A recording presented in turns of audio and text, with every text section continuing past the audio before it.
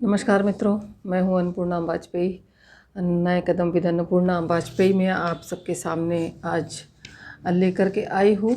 आप अपनी समस्याओं की जड़ आप स्वयं हैं। तो एक वन बाय वन बताती हूँ मैं आपको। अपनी समस्याएं आप किस प्रकार क्रिएट करते हैं। पहला पहला ये कि आप जब ओवर थिंकिंग मतलब अधिक चिंतन कर लेते हैं, किसी विषय को लेकर के अधिक चिंतन कर लेते हैं, तो आप अपने लिए अपनी समस्याओं की जड़ आप स्वयं हो जाते हैं। मत कोई भी बात हुई, कोई व्यक्ति किसी ने कहा, आपसे कोई भी बात कह दी और आपने उसको सुना और उसके ऊपर ज़्यादा चिंतन मनन कर लिया और ये सोच लिया कि ये हमसे और हमारे लिए कही जा रही है और कहीं ऐसा ना हो कि ये सब समस्याएं मेरे लिए हों, ये बात मेरे लिए कही गई हो। मान लीजिए किसी ने आपसे कहा कि एक पड़ोस में आपके कोई बुज़ुर्ग रहते थे और उनके घर पे उनकी बनती नहीं थी और बच्चों ने उन्हें घर से बाहर निकाल दिया और बाहर ले गए, रेलवे स्टेशन पे छोड़ के चले आए। कुछ इस तरीके की बातें आपने सुनी और सुनने के बाद जब आप इनको समझते हैं तो आप अपने अंदर घाल-मेल करना शुरू कर देते हैं, अपने ऊपर ओवर थिंकिंग करना शुरू कर देते हैं, अपने लिए चिंतन करना शुरू कर देते हैं कि कहीं ऐसा तो नहीं है कि हमारे बच्चे हमारे लिए ऐसा ही प्लान कर रहे हो। और उसके चक्कर में आप ओवर थिंकिंग के चक्कर में अपना बीपी बढ़ा लेते हैं, अपनी शुगर बढ़ा लेते हैं, अपनी समस्याओं को अपने आप बढ़ा लेते हैं। किसी के घर में मान लीजिए कुछ भी हो रहा है, कोई भी झगड़ा हो रहा है, आप वहाँ पर उनकी झगड़े को समेट नहीं सकते, आप कुछ भी नहीं कर सकते, आप उनकी समस्या को सॉर्ट आउट भी नहीं कर सकते, तो फिर आप क्यों ही वहाँ उस समस्या के लिए परेशान हो रहे हैं। तो मूल समस्या क्या है? आपकी ओवर थिंकिंग। ओवर थिंकिंग में वही होती है कि जब आप चिंता करते हो तो सोचिए कि आप अपनी चिंता करके, अपने शरीर की चिंता करके, अपने स्वास्थ्य की चिंता करके, अपने घर की चिंता में, अपने बच्चों की चिंता में, अपने परिवार की चिंता में, अपने घर और ये ज़मीन लेनी है, वो ज़मीन लेनी है और इनकी शादी करनी है, उनकी शादी करनी है, इस तरीके की छोटी-छोटी चिंताओं के साथ जब आप अपना जो है अपनी चिंताओं का एक डेरा सिर पे बनाते हैं और वो बार बार घूम घूम करके आपके पास घूमता रहता है, तो कहीं ना कहीं आप अपने लिए बीमारियों का एक पिटारा खोल देते हैं। और उस बीमारियों के पिटारे में जब आपके तरह तरह की बीमारियां आ जाती हैं, तब आप ये सोचते हैं कि ये हमारे लिए था और हमारी समस्याओं को बढ़ा रहा था। तो आगे चलते हैं। इसी ओवर थिंकिंग और ओवर प्रोटेक्शन के चक्कर में कई बुज़ुर्ग जो होते हैं वे अपने घर के, अपने बच्चों के साथ न्याय नहीं कर पाते हैं। तो जब आप स्वयं ही इसकी जड़ बन रहे हैं, आप कई बुज़ुर्ग ऐसे होते हैं जो अपने ही बच्चों में अलगाव पैदा कर देते हैं और किसी को बहुत अच्छा हो, किसी को बहुत निकृष्ट मानना भी बुज़ुर्गों की एक आदत सी होती है, जो मैंने बहुत से परिवारों में देखी है। जो ये कटु सत्य है और शायद जो भी सुनेगा और वो यही कहेगा कि ये बड़ी आई वहाँ से इस तरीके की बात करने वाली। लेकिन जो ये कटु सत्य है कि कई जगह पर बुज़ुर्ग स्वयं इस तरीके की कंडीशन के ज़िम्मेदार स्वयं होते हैं।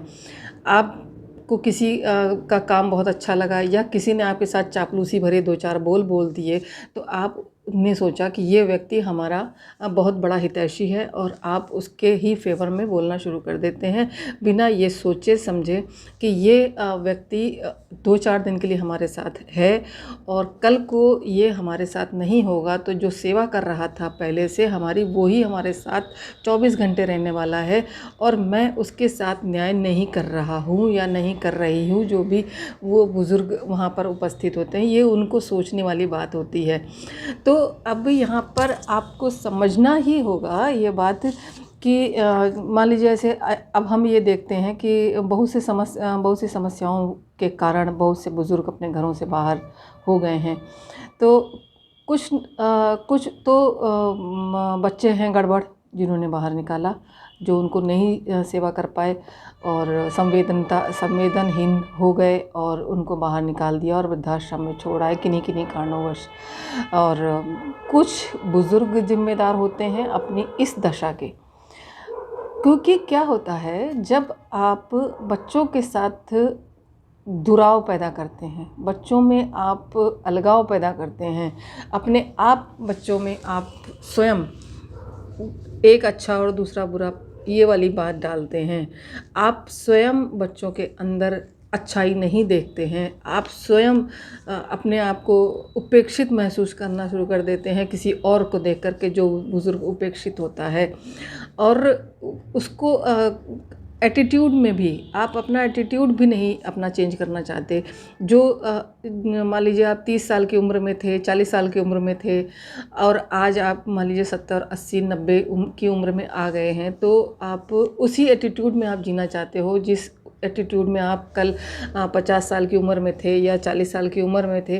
तो वो एटीट्यूड भी आपको छोड़ना चाहिए।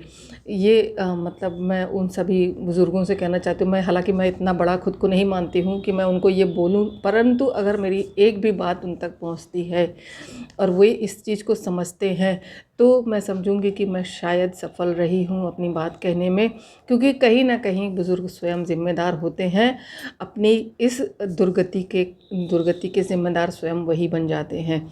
तो मैं यहाँ पर ये स्पष्ट करूँगी कि सारे बुज़ुर्ग जो अपने बच्चों के साथ रह रहे हैं, बच्चों के साथ रहते हैं और जो नहीं रहते हैं, बुज़ुर्ग घर की धरोहर होते हैं, ये सब जानते हैं और सबको मानना चाहिए। जो कि आज की संवेदनहीन समाज में बच्चे जो हैं इस चीज़ को नहीं मानते। वे सोचते हैं कि हमारे लिए ये मुसीबत हो जाएंगे और हमारे लिए ये एक ज़िम्मेदारी बन जाएंगे, इनकी नखरे कौन उठाए।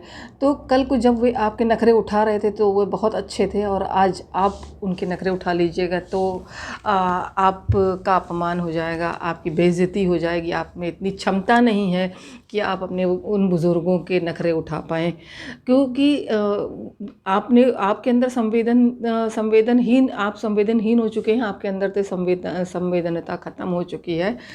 तो जब आप अपनी उम्र पे जाइएगा, कल को जब आप अपनी उम्र पे जाइएगा, जब आप 60-70 के होइएगा और आपके बच्चे 30 और 40 की उम्र पे होंगे और आपके साथ वही बिहेवियर रखा जाएगा कि वे आपके नखरे नहीं बर्दाश्त कर पाएंगे, आपकी सेवा नहीं कर पाएंगे, कि यही होगा कि ज़्यादा टोका टाकी अगर किसी बुज़ुर्ग ने कर दी तो आज ही नहीं बर्दाश्त करते हैं लोग।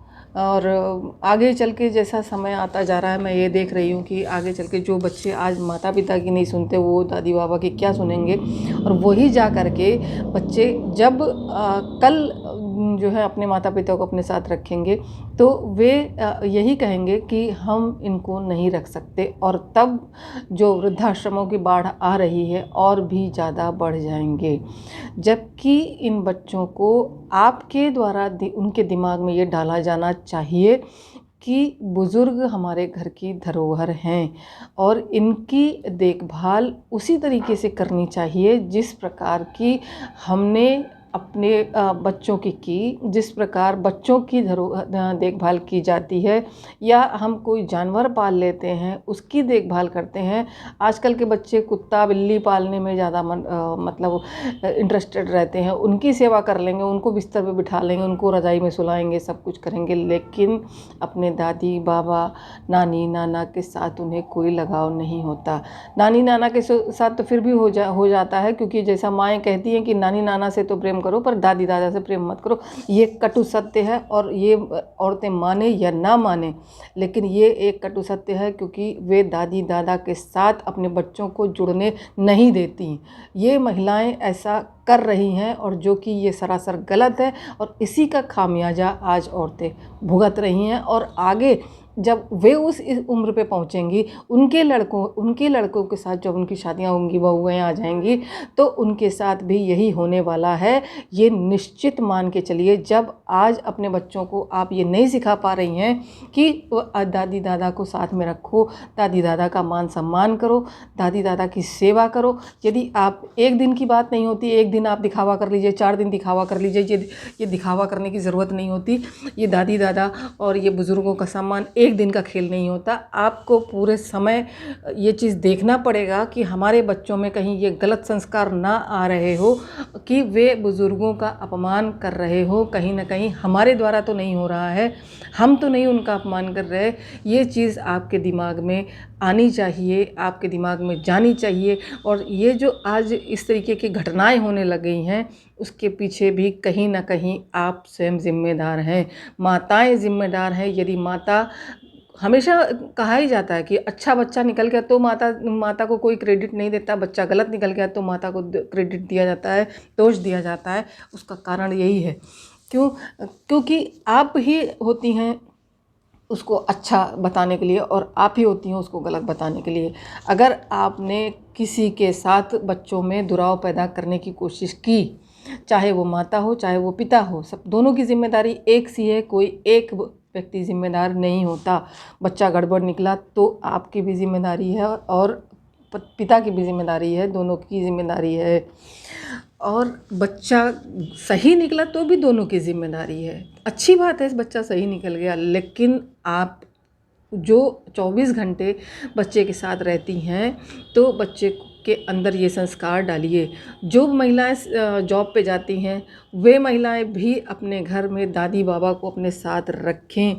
इससे बच्चे कुछ न कुछ तो सीखेंगे। दादी बाबा के अंदर प्रेम होता है, बच्चों के प्रति लगाव होता है। और आप अगर उन्हीं बच्चों को आया के भरोसे छोड़ के चली जाती हैं तो उनको आपके बच्चों से कोई लगाव नहीं होता। वे कोई भी उनको नियम कानून कायदे नहीं सिखाएंगी और वो जो उनके सोसाइटी में होता है वो वही अपनी ही सोसाइटी का अपना ही स्तर उन बच्चों को सिखा जाएंगी। और वही स्तर आज बच्चों में हम देख पा रहे हैं। तो प्रयास ये करिए कि अपने बच्चों को स्वयं पालिए, अपने हाथों में रखिए, क्योंकि बच्चा जो होता है बहुत छोटा और बड़ा कोमल सा फूल होता है, जिसको कि आप चाहें तो साफ़ पानी में रखिए तो वो खिला रहता है, और गंदे पानी में डाल दीजिए तो वो तुरंत मुरझा जाता है। तो ये चीज़ आपको वहाँ पर समझनी पड़ेगी कि बच्चा जो है हमारे साफ़ और स्वच्छ और संवेदनशील हाथों में रहे, न कि हमारी आया और बाइयों के हाथों में जा कर के बच्चा पले बढ़े। तो इसके लिए आपको यही करना होगा कि अपने साथ अपने दादा दादी को, बच्चों के दादा दादी को, अपने सास ससुर को अपने साथ रखना पड़ेगा, ताकि उन बच्चों में वे संस्कार दे पाए जो आप नहीं दे पा रही हैं अपनी समयाभाव के कारण।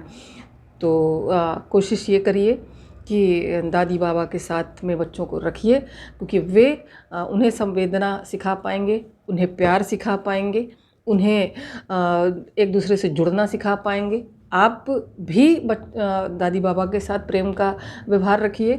कितना भी आप दिन भर व्यस्त रहते हैं, सब कुछ करते हैं, हाथ पैर पटकते इधर उधर घूमते रहते हैं, झुल्लाहट होती है, लेकिन 1 घंटा आप यदि दादी बाबा के साथ बैठते हैं, एक साथ खाना खाते हैं, पूजन करते हैं, एक टाइम की आरती, या मैं केवल हिंदुओं की बात नहीं करती, मुस्लिमों में तो ये होता है कि वो आप देखते होंगे कि वे भोजन तो सब एक साथ करते हैं। हमारे हिंदुओं में ये चीज़ होती है कि वे अब एकल परिवार हो गए हैं, तो एकल परिवारों में भी जाहिर सी बात है कि आप मन की व्यथा कहेंगे कहाँ।